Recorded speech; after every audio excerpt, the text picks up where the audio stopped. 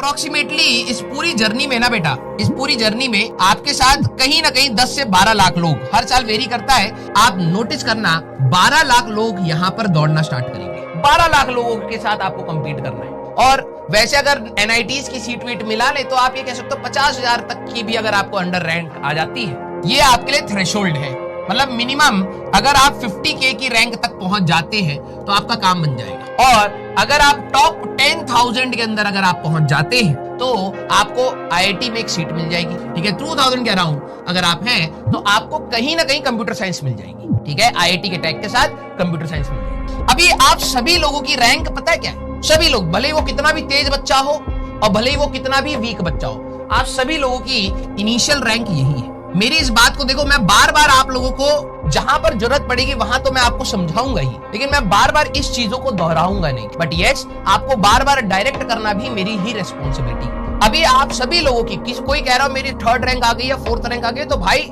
Very good, बहुत अच्छा, भीड़ से निकल जाओ।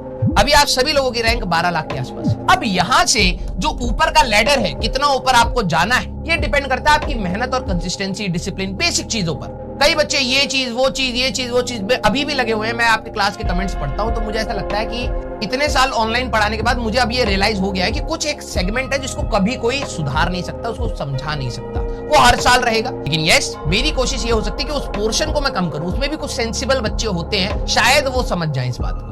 अब आप सारे लोग यहाँ से मेहनत करना स्टार्ट करेंगे। अब कई बच्चे क्या होंगे ना, बीच में ही यहाँ पर आके रुक गए, अब उनकी रैंक आ गई 5 लाख। अब वो क्या कहेंगे, सर मैंने ना पूरा पढ़ा और मेरी रैंक आ गई 5 लाख। मैंने कहा बेटा, अगर नहीं पढ़ा होता ना 2 साल तो ये रहे, तुम्हारी मेहनत ही तुम्हें ऊपर लेके जा रही है। नो डाउट इसमें आपके एरर्स का भी एक रेंज ऑफ रैंक है। अगर आप एक पर्टिकुलर टाइप की मेहनत कर रहे हो तो आपको ये बताया जा सकता है भाई इस पर्टिकुलर टाइप की मेहनत से तेरी 4 या 5 लाख के आसपास रैंक आएगी। फिक्स नहीं, एक रेंज मिल जाती है। कोई बच्चे और मेहनत करेंगे और लगन के साथ पढ़ेंगे तो ये और ऊपर जाएंगे, हो सकता है वो 1 लाख रैंक तक आ जाए। फिर वो बोले कि सर मैंने मेहनत तो करी लेकिन मेरी रैंक सर अभी तो 1 लाख ही रहेगी, मुझे कुछ मिला नहीं। कि आपने यहां से यहां तक करा, अगर आप मेहनत और अच्छे से करते या अपनी कमियों को और अच्छे से देखते तो आप और ऊपर जाते। नहीं करते, इतनी भी मेहनत नहीं करते तो आप यहां होते। या आपको शायद होता क्या है कि जो आपको मिल जाता है वो आपको हमेशा कम लगता है, लेकिन आप ये देखें कि आप कहां से कहां आए हैं और अगर और ऊपर जाना था तो इसका भी एक रास्ता है। कई बच्चे अपनी बहुत अच्छे से एनर्जी लगाते हैं और वो फर्स्ट अटेम्प्ट में ही इस जोन से अंदर चले जाते हैं। उनको फर्स्ट जेईई मेंस 1 जब उनका जनवरी में होता है, उनको आसानी से 96 परसेंटाइल के आसपास या प्लस अगर आप देखें, अगर आप ला रहे हैं तो आसानी से एक एनआईटी फर्स्ट अटेम्प्ट में मिल जाता है 12वीं के साथ। सेकेंड अटेम्प्ट में वो और इंप्रूव करके और अच्छी रैंक और एडवांस के लिए हमारे पास तैयारी स्टार्ट कर देते। अब प्रॉब्लम ये है, आप लोग बाद में जाके क्वेश्चन करोगे कि सर पूरा पढ़ने के बाद मैं यहां क्यों हूं। इसमें 2 नजरिए हैं। आपने पूरा पढ़ा लेकिन अगर आप और अच्छे से पढ़ते तो और ऊपर जाते, लेकिन प्रॉब्लम यह है कि आप यहां से यहां उड़ रहे हो, ये वाली चीज आपने बिल्कुल भी निगलेक्ट कर दी। नहीं पढ़ते तो यहां आते। अब बात है कि सर मैंने पढ़ा है तो यहां पर आए हो, अगर आप और अच्छे से पढ़ते तो आप और ऊपर जाते।